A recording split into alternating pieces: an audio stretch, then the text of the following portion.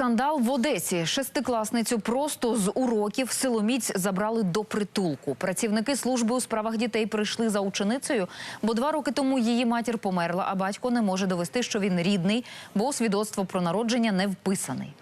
11-річна дитина пручалася і кликала на допомогу. Все це бачили учні та педагоги. Навіщо працівники соцслужби вчинили саме так, з'ясовувала Дар'я Сидоровська. Та головне, знімальній групі сьогодні вдалося зафільмувати ексклюзивні кадри, як дитина повернулася в родину. Дивіться.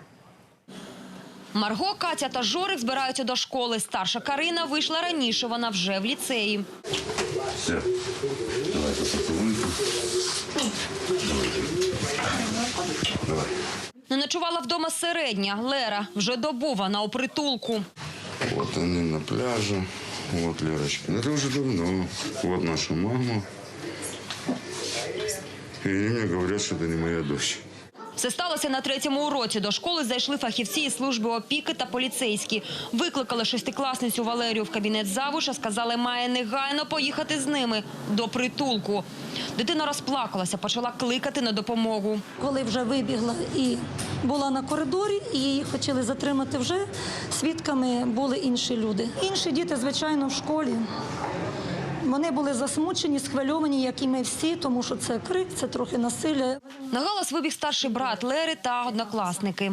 Слышу, что кто-то орет. У меня аж сердце, И выхожу, и там Леру вот так вот насильно держат. Я, говорю, отпустите, сейчас папа придет, разберетесь с ним. То есть держу Леру, меня царапают, бьют по телефону. Зателефонували батькові, той прибіг миттю, почув про притулок, але зберіг самовладання. Этот представитель соцслужбы, там мужчина был, значит, провоцировал меня на драку. Вот, в присутствии, я же говорю, работника милиции, школьного психолога, в присутствии моих детей он меня начал оскорблять. В результате что? У меня забрали дочь и поставили перед фактом. Ты не отец, и я должен доказывать теперь, что я отец своему дитю. Дружина В'ячеслава померла 2 роки тому. Відтоді вдівець сам виховує 5 дітей. Працює двірником, має власну простору квартиру. Саме робить ремонт. Коли народилася Лера, він відбував покарання. Був за ґратами за статтею про наркотики. Відтак у свідоцтво про народження дитини вписаний лише зі слів матері. Паспорт не надав. Після смерті дружини намагався оформити все за законом, однак йому відмовили через судимості. Так як вже дитина, якщо немає законного представника, законним представником є орган опіки та піклування. Тому служба у справах дітей необхідно було вжити всіх заходів для того, щоб захистити життя, здоров'я та безпеку дитини. За кілька місяців старшій доньці виповниться 18. Вона могла б стати опікуном сестри, та у службі у справах дітей не стали чекати. Кажуть, прийшли до школи, бо додому В'ячеслав їх не пускав. Протиправних дій відносно дитини ніяких не було проведено. Ми враховуємо усі аспекти, які касаються дитини, але наша робота, вибачте, на русском скажу, предполагає подобні моменти зі сторони дітей. Щоб довести батьківство, багатодітному В'ячеславу треба отримати дозвіл суду і зібрати 7 тисяч гривень на ДНК-тест.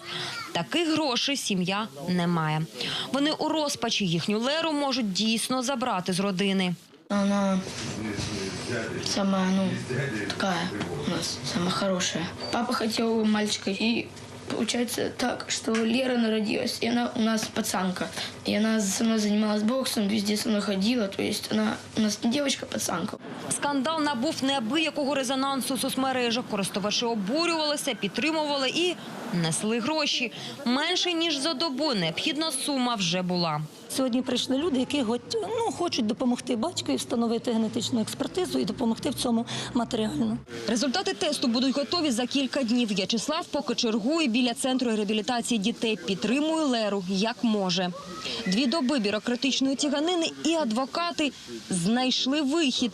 Тимчасовими опікунами стали друзі родини, тренери з боксу та його дружина. І ось нарешті сім'я разом. Ці кадри – ексклюзив сьогодні.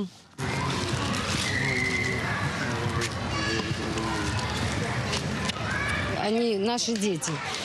Ничего нового, ничего абсолютно. Лерка всегда была наша. Валерія витирає сльози, каже, встигла налякатися. Я сначала плакала, скучала по дому, потом девочки начали обзываться, я потом опять плакала, потом сестра пришла, успокоила. Большое спасибо вашему каналу, что очень своевременно, очень оперативно реагировали, поинформировали общественность во всех вопросах и приняли колоссальное участие в судьбе этого ребенка.